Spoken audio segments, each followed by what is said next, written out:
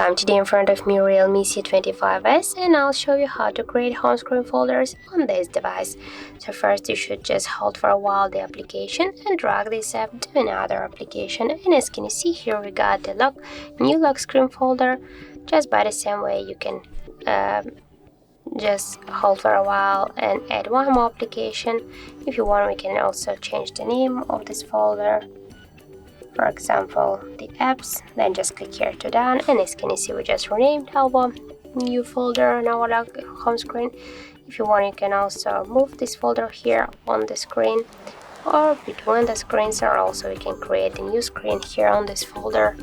And just to remove some of the applications from the folder, hold it for a while and drag it, for example, here to your home screen. But if you don't want to stay with this, for example with this application on your home screen, just hold it and click here to remove. But don't worry, you will stay also with this application here in your apps menu. So that's it, that's how it looks. Thank you guys for watching, and if you find this video helpful, don't forget to leave a like, comment and to subscribe our channel.